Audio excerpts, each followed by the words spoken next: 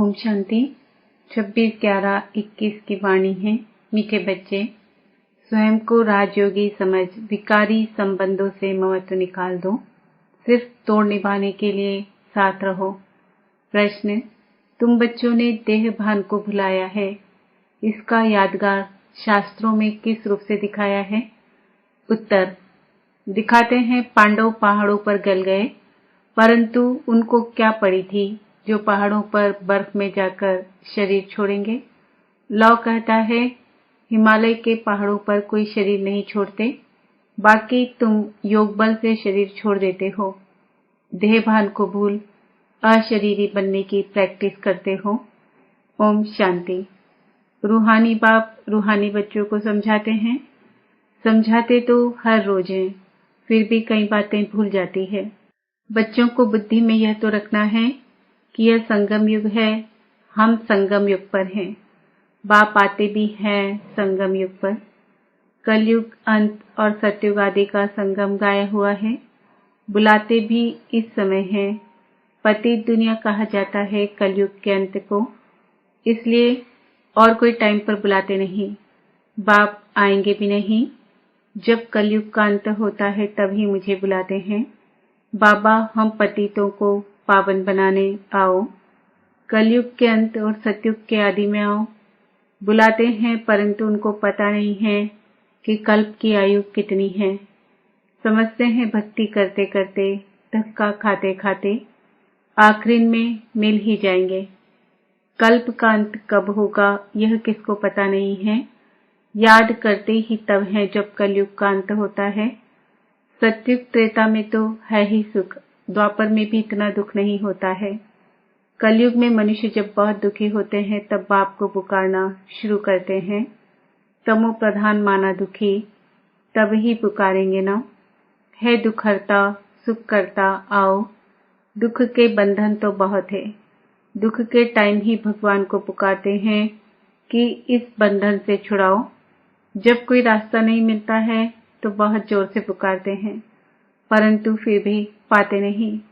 जैसे भूल भुलैया होता है ना, जहां से भी जाते हैं रास्ता नहीं मिलता। जब थक जाते हैं फिर चिल्लाते हैं। तो यहाँ भी मनुष्य जब बहुत दुखी हो जाते हैं तब चिल्लाते हैं, है दुख हरता सुख करता, हे अंधों की लाठी। इस समय ही पुकारते हैं, हे अंधों की लाठी। अभी तुम संगम पर हो। एक तरफ है पांडव और दूसरी तरफ है कौरव। अंधा उनको कहा जाता है जो रचयिता और रचना के आदि मध्य अंत को नहीं जानते हैं। सज्जे उनको कहा जाता है जो बाप द्वारा रचता और रचना को जान गए हैं। तुम तो समझाते हो हमको राज्य भाग्य मिला है, तब तो चित्र दिखाते हैं। सतयुग है शिव बाबा का स्थापन किया हुआ, इसलिए उनका नाम पड़ा शिवालय। फिर विकारी बनते हैं तो वाम मार्ग की स्थापना होती है, इसलिए इसको वैश्यालय कहा जाता है। सतयुग है शिवालय, कलयुग है वैश्यालय। तुम संगम युगी ब्राह्मणों को यह मालूम है कि अभी हम न वैश्यालय में हैं और न शिवालय में हैं। हम शिवालय में जा रहे हैं, अभी वैश्यालय विकारी संबंधों से हमारा ममत्व निकल गया है। अभी है हमारा भविष्य के संबंधों से ममत्व। हम अभी राजयोगी हैं, वह है योगी, उनसे हमारा क्या कनेक्शन है। फिर भी तोड़ निभाने के लिए रहना तो अपने घर में ही है। फिर भी ब्राह्मणों से बहुत कनेक्शन रहता है, क्योंकि ब्राह्मणों जितनी ऊंच सेवा और कोई नहीं कर सकते हैं। रूहानी सेवा करने बाप ही निमित्त बनते हैं। वह बाप भी है, टीचर भी है, तो गुरु भी है। सत्य बाबा, सत्य टीचर, सतगुरु भी है। सत्य को सुप्रीम ही कहते हैं। उन द्वारा हमको वर्षा मिल रहा है। यह याद रहने से कितनी हर वक्त खुशी रहनी चाहिए। फिर औरों को समझाने के लिए पुरुषार्थ किया जाता है। पहले पहले तो है वह पारलौकिक बाप, वह सत्य शिक्षक भी है, सदगुरु भी है। सृष्टि चक्र के आदि मध्य अंत का ज्ञान देते हैं, इसलिए उनको ज्ञान का सागर कहा जाता है। पहले पहले तो उनकी महिमा करनी है, वह सत्य बाप, सत्य टीचर, सत्य गुरु है। सत्य धर्म की स्थापना करते हैं। मांगते हैं ना कि एक राज्य हो, वह तो सतयुग में होता है, यहाँ तो हो न सके। मनुष्य कहते हैं वन वर्ल्ड हो जाए, एकता हो जाए। वर्ल्ड तो एक ही होती है, सिर्फ वर्ल्ड में एक राज्य हो, यह हो सकता है। देवताओं का राज्य था, वहां और कोई हंगामे की बात नहीं थी। बेहद का बाप ही आकर राजधानी स्थापन करते हैं, यह भी अब तुम समझ गए हो। बाप ही राजयोग सिखलाते हैं, न कि श्री कृष्ण। उन्होंने कृष्ण के लिए समझ लिया है। राजयोग सिखलाया ही तब जब राजधानी स्थापन करनी थी। बाकी शास्त्रों में तो है महिमा। सिर्फ महिमा करने से कोई राजयोग सिखलाते हैं क्या? वो गीता आदि जो सुनाते हैं वह कोई राजयोग सिखलाते हैं क्या? गीता सुनाते हैं वह तो सिर्फ जो होकर गए हैं उनकी महिमा करते हैं। भगवान ने जिन्हों को सुनाया उन्होंने ही राज्य पद पाया। बाकी यह त्योहार आदि सब भक्ति मार्ग के हैं। मुख्य है ही संगम युग की बात। शिव बाबा आते हैं, शिव जयंती के बाद कृष्ण जयंती। शिव बाबा के आने के बाद जरूर नई दुनिया स्थापन होगी। कृष्ण तो है सतयुग का मालिक। शिव बाबा ने आकर कृष्ण को ऐसा बनाया। एक कृष्ण को थोड़े ही ज्ञान दिया होगा, कृष्ण पूरी स्थापन की होगी। आत्मा को तमो प्रधान से सतो प्रधान बनाने के लिए योग सिखाया है। तुम ही फिर सतो रजो तमो में आते हो ना। ऐसे नहीं कि सतयुग में ही तुमको बैठ जाना है। 84 जन्मों का हिसाब भी है। सतयुग के बाद त्रेता जरूर आना ही है। दिन के बाद रात होनी ही है। सतयुग की स्थापना कौन करते हैं, कैसे करते हैं? क्योंकि सतयुग है ही नई दुनिया। बाप कहते हैं हम पुरानी दुनिया बदलते हैं। यह वही महाभारत की लड़ाई मूसलों की है। कहते हैं पांडव भी थे, पांडवों की जीत हुई, स्वराज्य मिला है जरूर, तो स्वराज्य में आएंगे ना। शरीर भल कहाँ भी छोड़े, राजय में तो आना है। लौ कहता है हिमालय पहाड़ों पर कोई शरीर छोड़ते नहीं है। योग तो यहाँ ही सीखते हैं, योग बल से ही शरीर छोड़ना है। उनको क्या पड़ी है जो पहाड़ों पर बर्फ में जाकर शरीर छोड़ेंगे? यह भी गपोड़े हैं। जैसे सर्प पुरानी खाल छोड़ नहीं लेते हैं, वैसे आत्मा भी एक शरीर छोड़ दूसरा लेती है। शांति धाम में जाकर फिर आएंगे सतयुग में। बाबा ने समझाया है सतयुग में शरीर छोड़ेंगे तो आप ही अपने समय पर, जब शरीर बूढ़ा होता है तब एक शरीर छोड़ दूसरा लेते हैं। वहां तो वापस शांति धाम में नहीं जाएंगे। शांति धाम में अभी जाना है। अभी वह प्रैक्टिस की जाती है जो तुम्हारी वह प्रैक्टिस अविनाशी हो जाती है। यहाँ तो प्रैक्टिस इसलिए कराते हैं क्योंकि पुरानी दुनिया को ही छोड़ना है। वहां तो नई दुनिया है। स्वर्गवासी शरीर छोड़ेंगे तो स्वर्ग में ही आएंगे, नरकवासी शरीर छोड़ेंगे तो नरक में ही रहेंगे, स्वर्ग में जा ना सके। सतयुग में तो तब जाएंगे जब बाप आकर राजयोग सिखलाए, तब दैवी राजधानी में अर्थात सतयुग में जा सके। राजा महाराजा का लक़ब यहाँ भी मिलता है, पद दूसरा मिलता है, परंतु नाम वह चलता रहता है, बदल नहीं सकता। कोई कोई का टाइटल कायम कर देते हैं जो पैसे से टाइटल लेते हैं। आगे 1,00,000 2,00,000 देते थे तो टाइटल मिलता था। तो ये रूहानी बाप रूहानी बच्चों को बैठ समझाते हैं। उनको कहा जाता है स्पिरिचुअल फादर, आत्माओं का बाप, जिसको बुलाते हैं कि है बाबा आओ, आकर हमको पतित से पावन बनाओ, यहाँ बड़ा दुख है, हमको रामराज्य में ले चलो। ड्रामा अनुसार 5000 वर्ष पहले भी ऐसे कहा था। परम पिता परमात्मा को आना ही है। यह चक्र फिरता रहता है। बाप कहते हैं मैं कल्प कल्प कल्प के संगम युग पर आता हूँ। यह अक्षर जरूर डालने होते हैं। ड्रामा के प्लान अनुसार आता हूँ। ड्रामा अक्षर भी लिखना पड़े तो मनुष्यों को पता पड़े कि यह 5000 वर्ष का ड्रामा है। अभी सब मनुष्य मात्र पतित हैं, इसलिए खुद कहते हैं हम पापी हैं, नीच हैं। बरोबर वेश्यालय भी है, विषय सागर है ना। विष्णुपुरी क्षीर सागर थी जहाँ लक्ष्मी नारायण दोनों थे। यह क्षीर सागर बैठ में कहा जाता है, बाकी क्षीर सागर कोई होता नहीं है। सागर तो सतयुग में भी यही होता है, कलयुग में भी है। सतयुग में सारे सागर के तुम मालिक हो, सारी पृथ्वी आकाश के तुम मालिक हो। अभी तो टुकड़ा टुकड़ा हो गया है। अभी यह है संगम युग।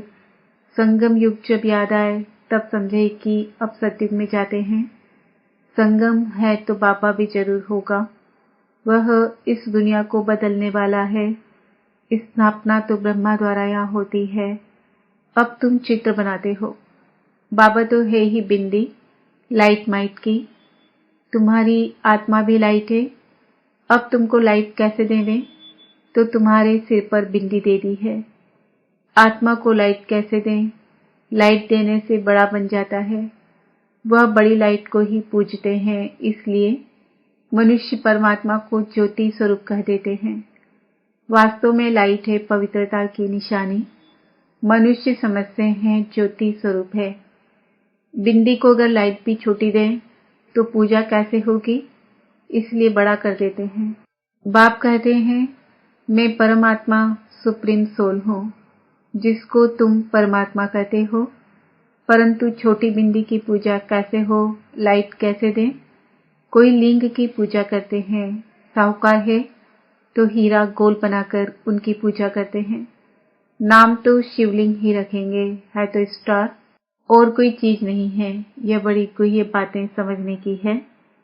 आत्मा कोई बड़ी छोटी नहीं होती, नहीं तो फिट कैसे हो। अभी तुम जैसे अपनी आत्मा को जानते हो, वैसे बाप को जानते हो।